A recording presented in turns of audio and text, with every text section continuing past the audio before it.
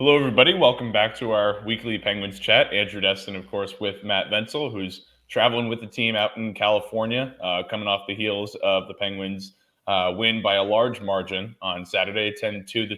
The Sharks beat, or the Penguins beat the lowly Sharks. Not much to gather on the Penguins front from that one, just given how horrible of a spot San Jose is in right now as a winless squad. But of course, some milestones like Jake Gensel getting the 200 career goals.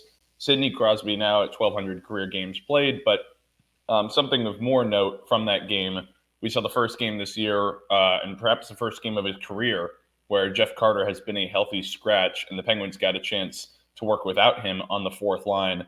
Kind of want to discuss that with you, and I'm sure we're going to get into a lot more on the Jeff Carter discussion, Matt. But the first impressions of that line with Vinny Hinostroza in for Jeff Carter. And then I guess we'll just segue that into discussions of the greater picture here of the Jeff Carter discussion. Well, first, Andrew, I just want to say how happy I am. I'm in California. Practice is in a few hours. And like some people might think I would want to be at like a beach right now. But instead, I'm in this beautiful Town Place Suites talking hockey with you. So I'm just ecstatic right now. In all seriousness, yeah, I mean, there's not a ton to glean from this game against the Sharks the other day. But yeah, the fourth line is one of the storylines of that game, and it's going to be a storyline going forward because of Jeff Carter. We didn't get a chance to talk to him after the morning skate. We just missed him because he was out on the ice for a while on Saturday. It's Monday as we record this. We're going to be out in Anaheim. Maybe we'll get a chance to talk to him after practice today. But yeah, the line was better without him on it. I know a lot of fans will say, okay, that's no big surprise.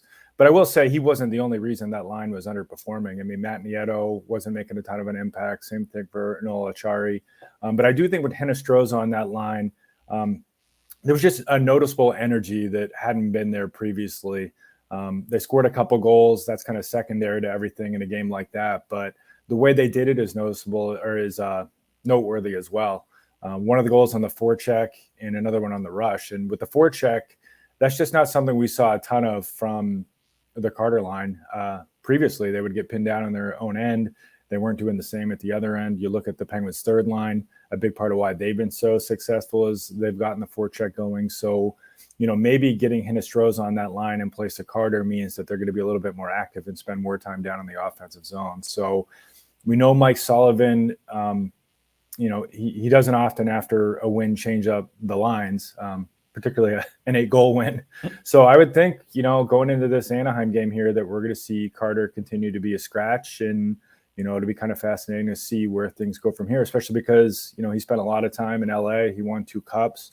He hasn't said whether this is going to be his last season or not. I think a lot of people assume it will be because his contract will be up, but you do think that would have been a game that he wanted to play in. And, if the Penguins win again against the Ducks, he's probably not going to play in LA at the end of this week. Right. Such an emotional game for him last year, of course, too, with the Kings having a statue presentation for Dustin Brown. Just a lot going on last year. You flash forward a year later, and now Jeff Carter, of course, in a very different spot. There's a lot of ways that we could go about this, right? In terms of speaking in hypotheticals, there's a lot of ambiguity here just based off of where things sit with Carter. But some of the facts just to put on the table that you and I have written about numerous times. With Carter, this being the final year of the contract with him, under a contract that I believe pays him $3.125 million this year. There's been a lot of talks about what do the Penguins do? I mean, in terms of if you were to waive him, that doesn't really give you any benefit from a salary cap standpoint. Finding a team that's willing to take on that contract in this era where most teams are pressed up against the cap. There's a few exceptions there, but we've discussed some of the options the Penguins do have. Is there anything on the table that maybe we're missing beyond the ones of, is there any shot the Penguins could trade him?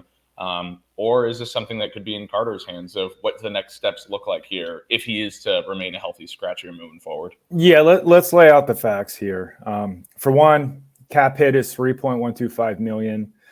He signed his contract when he was over 35. So it's a 35 plus contract, which means there's really no cap benefit to buying somebody out. They can't even buy him out at this point. You can only do it in the off season.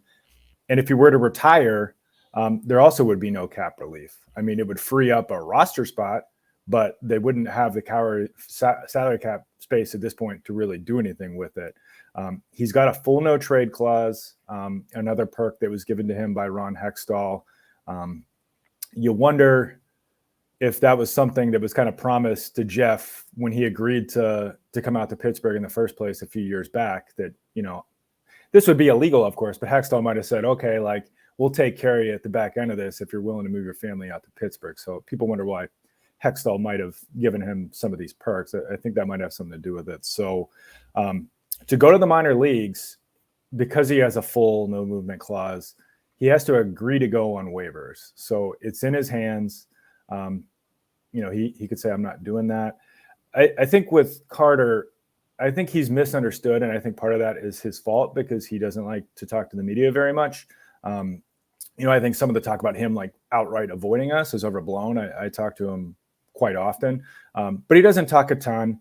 And I think people think maybe he's just came back this year to collect a paycheck. And I don't know Jeff super well, but I know him a little bit. And I don't think was his motivation for coming back. I think Jeff didn't like how last season went. I think he's a proud guy. He's had a great career, won a couple of cups, scored 400 plus goals, gotten Selke votes.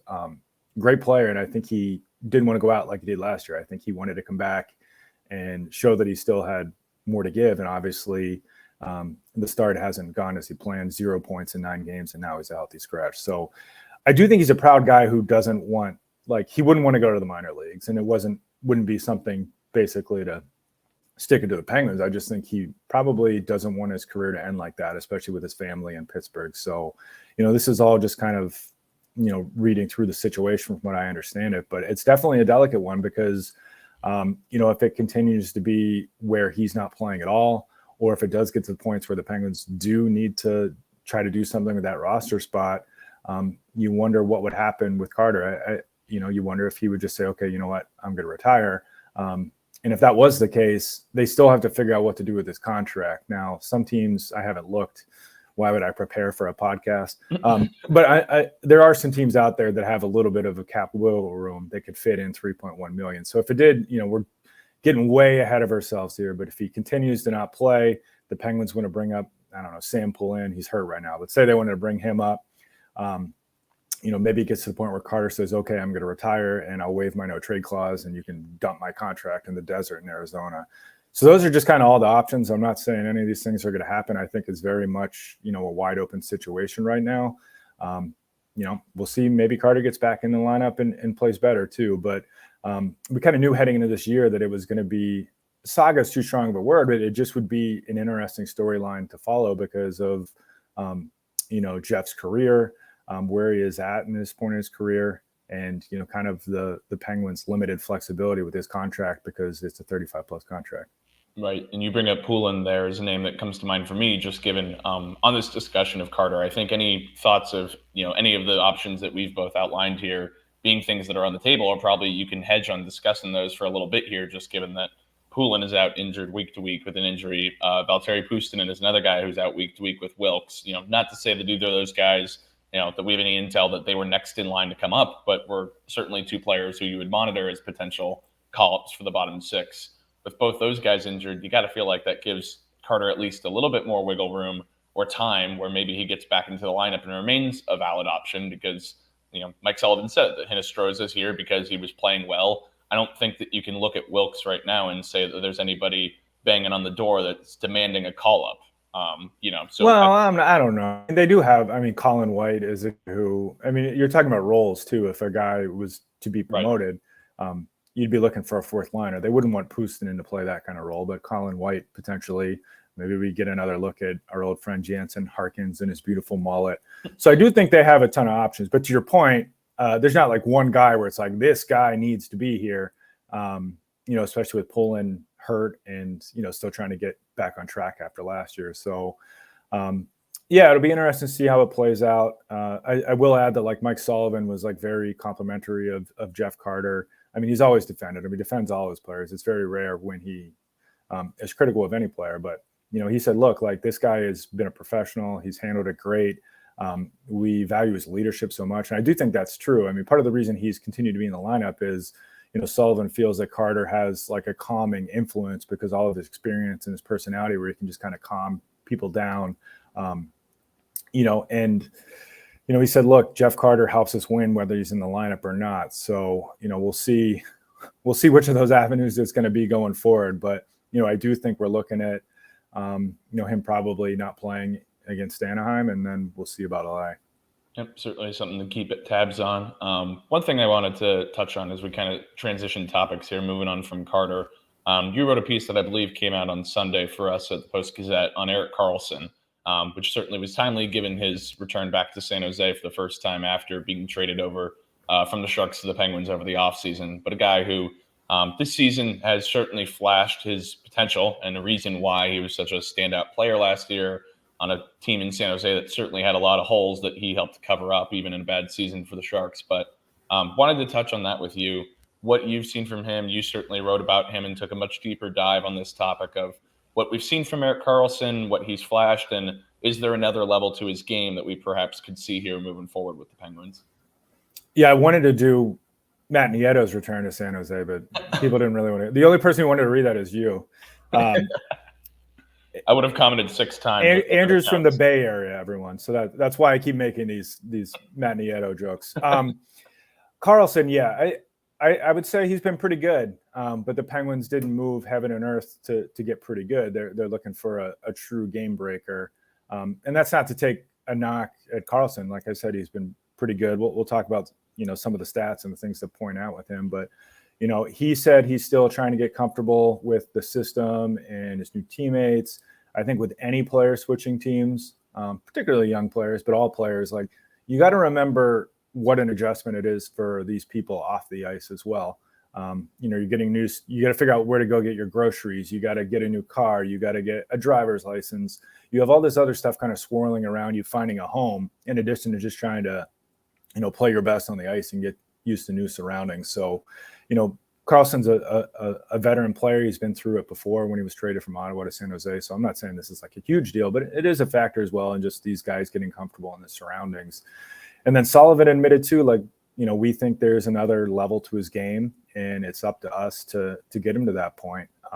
Sullivan said they're not putting any reins. He said reins on Karlsson. They want him to go out and play within the framework of their system. So they're not trying to drastically change the way he plays, but it's clear he hasn't been as impactful as he was in San Jose.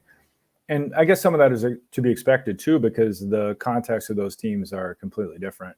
The Sharks were starting a rebuild last year. He had to shoulder a lot of the load, which is why he ended up getting 101 points, was it? 102 points, first defenseman in 3 decades to hit 100 points. They needed him to do a lot. Whereas in Pittsburgh, there's a lot more talent there. There's another very good, Hall of Fame type blue liner in Chris Letang, and then all the firepower up front. So I guess it should be a little bit expected that he hasn't been as assertive, and, we've seen him defer at times in the power play.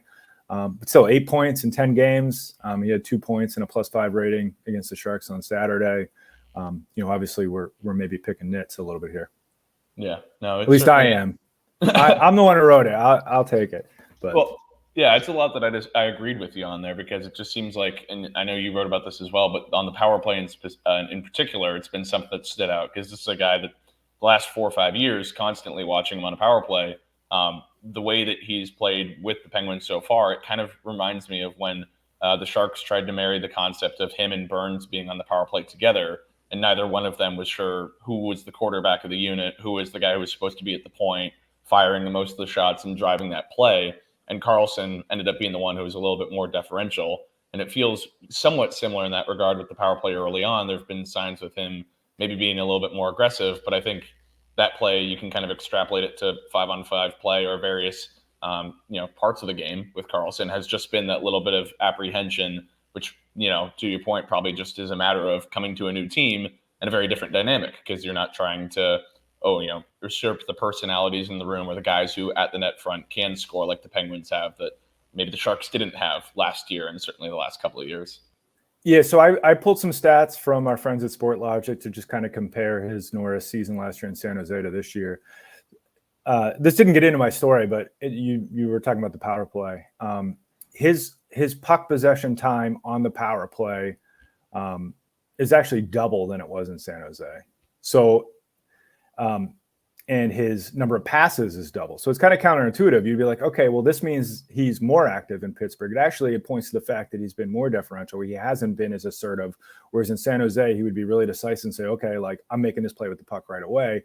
Whereas now you're just kind of seeing him hold it and probing and waiting, and him and, or not Letang, but him and Rust and him and Malkin, whoever's in the faceoff dots, are just kind of, playing badminton back and forth, just whacking it back and forth. So I do think that, that's where it shows up in the numbers there. And then, at 5-on-5, there's some good and there's some bad. I mean, he's number one in the league in completed stretch passes per game. So that's as advertised. The trade-off is, in San Jose, it was often he was the one joining the rush or leading the rush. And we've seen his zone entries, which is him carrying the puck across the line, go way down. So in San Jose, he was doing it himself a lot.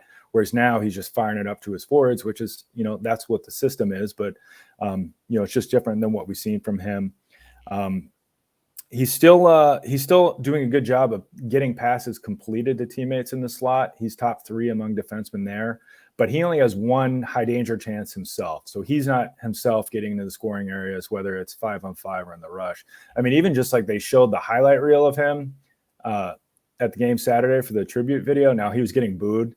So that was kind of the backdrop is boo. But I mean, some of the plays he was making, it just was a reminder of like, oh my God, like this guy has a whole different gear that we just haven't seen yet. So it'll be interesting to see. I will say one more thing in his favor is, I think defensively he's been fine. There's only a few plays where you kind of cringe watching him play defense, where he does like olays some guys in transition and stuff like that.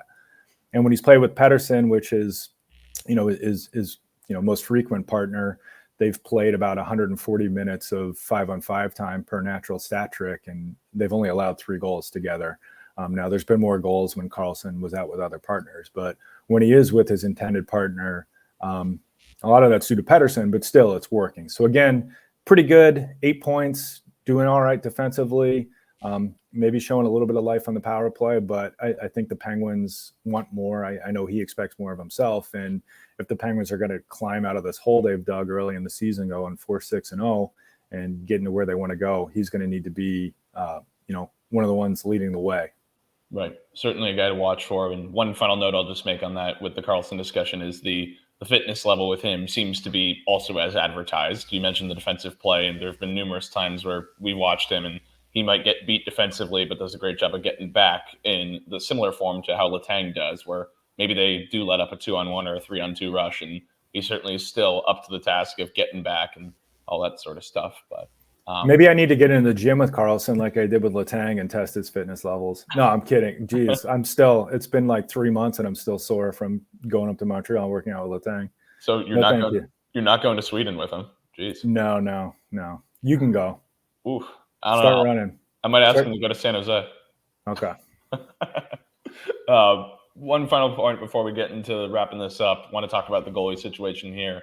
I know we talked about in the last podcast with Alex Nedeljkovic, of course, being on long-term IR. He's still out until, I believe it's November 19th at the earliest, would be against the Vegas Golden Knights. He could come back. But Tristan Jarry, of course, got the start in net on Saturday, giving up the 2 goals.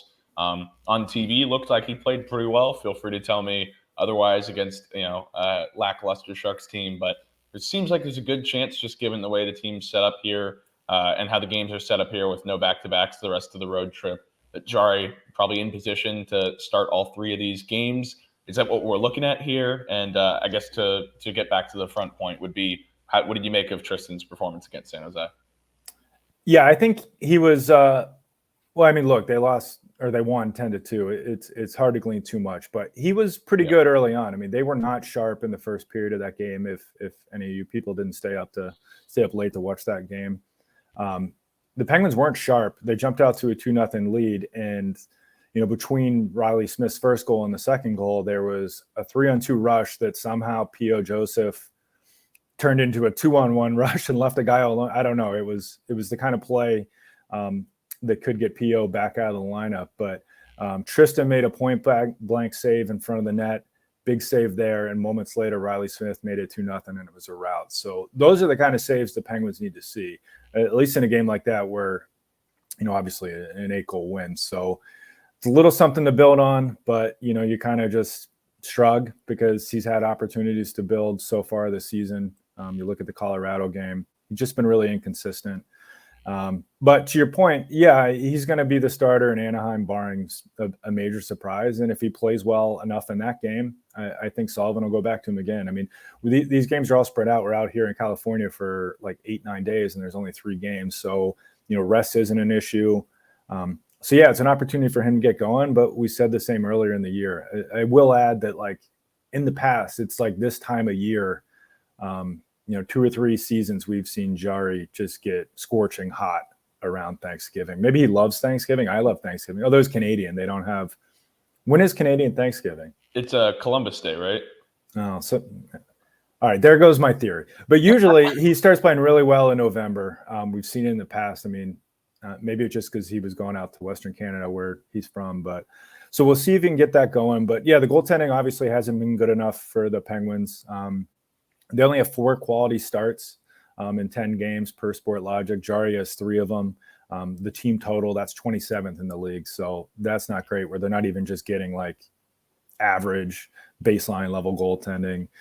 Tristan Jarry ranks in the low 40s among NHL goalies in regular save percentage, and then also shots from the slot. So he's just not making saves. And it's been hard to pinpoint like 1 or 2 things why he's struggled.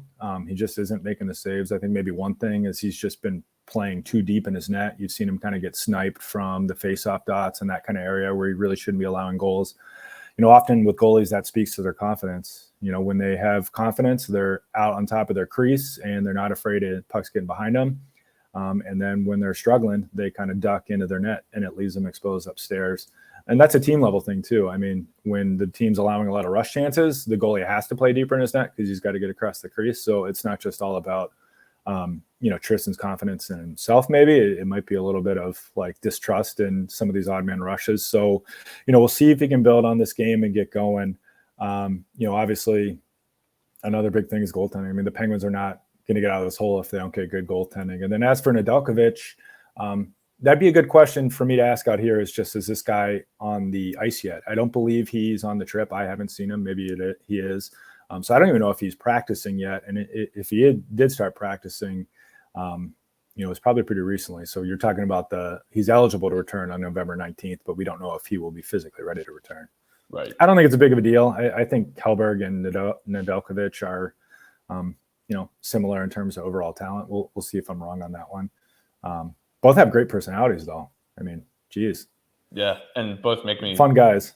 Well, certainly Hellberg makes me feel small. I mean, that's the tallest hockey player I've been around. Our friend Seth Rohrbaugh at the Trib, who tracks just pure nonsense, he somehow figured out that Hellberg was the tallest and the heaviest goalie in Penguins history. So stick taps to our good friend Seth there for that fun fact. I don't know if it's fun, but it's a fact. I think it was kind of fun, but I might be wrong. I'm not the bearer of fun. I don't think I'm the grand poobah on that front.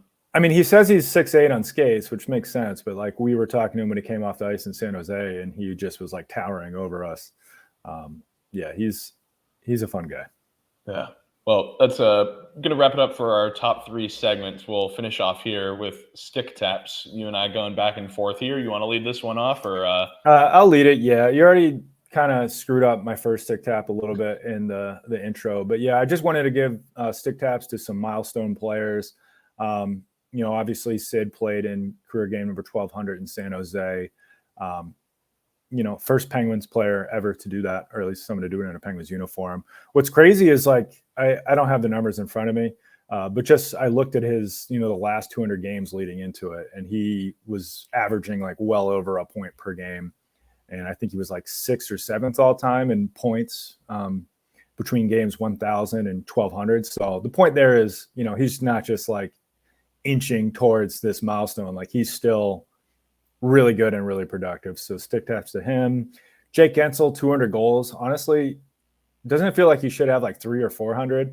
I know he came in the league a little bit later and then had instant success. But I mean, just with all these 40-goal seasons he's had, a couple of them, 35-goal season, it just kind of feels like, oh, that's it. But still, we'll see where he winds up. He's a guy, if he stays healthy, could maybe get to 400 goals in his career. And then finally, P.O., career game number 100, kind of a surprise insertion into the lineup in San Jose, considering what they were doing in practice the previous 2 days. We'll see if he gets to career game 102 by the end of this trip, or if they put Chad Ruedel back in as we have the revolving door on the third pair. Right. Certainly. Alongside Ryan Shea, Joseph getting back into the lineup there. That was one of my stick taps, Matt. We each stole one from each other, I guess. I read your mind. Was it in the show notes? I didn't read them. Who needs them? They're just for me. They make me feel better that I'm doing. It's good to have an outline. Something like that. My final stick tap, though, I'll go with Chris Letang with his first goal of the season on Saturday. A guy who had been really putting in tons of minutes. I know we talked about the last podcast. Role has enhanced on the penalty kill, on the power play. Got sent down to the second unit with Karlsson coming on the scene here. So nice to see for the Penguins' sake, Letang get rewarded with the first goal of the season. And of course, Joseph getting back into the lineup, playing alongside Ryan Shea, who really has looked like he's coming into his own here, adjusting to the NHL pace of play. But that'll do it for the rest of the podcast. Wait, I got one more. Oh, what you got, man? I want to give a quick stick taps to Sharks fans. So they got absolutely steamrolled in that game. Second straight game where the team allowed 10 goals, which was like the first time since like 1965 or 1966. And the fans stayed in their seats. At least I noticed, like after the 7th or 8th goal, they were still sticking around. They were still loud. It's going to be a long rebuild for the Sharks. They're going to be really bad this year. But I was really impressed by the fans. Now, I spent 3 days in San Jose. There wasn't really anything else to do. I guess maybe that's why they didn't leave. I don't know why. If anybody was born in San Jose, you must be like a really dull person because there's just like no activities. But I do want to say, Sharks fans, though, stick taps to you guys, because you and ladies, you guys all stuck it out there when I know I would have been at least heading to get a beer, if not just getting out of that place. Yeah, well, for all those of you watching who don't know, not only am I from the Bay Area, born and raised in the San Jose area specifically. So I took a selfie in front of the Andrew Destin statue when I was around. It was great. It's one of the true landmarks that you would want to see if you ever go to San Jose. Don't go to San Jose. There's nothing there. It's just sunshine, 75 degrees. It couldn't be any worse. There's nothing, no place worse on the planet. What am I going to say?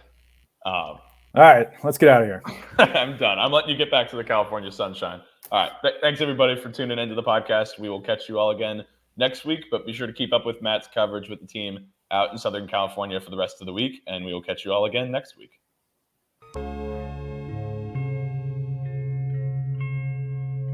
Thank you for checking out this content from Post-Gazette Sports. If you watch this video on YouTube, please like the video and subscribe to our channel. For all of the sports coverage the Post-Gazette has to offer, visit post-gazette.com.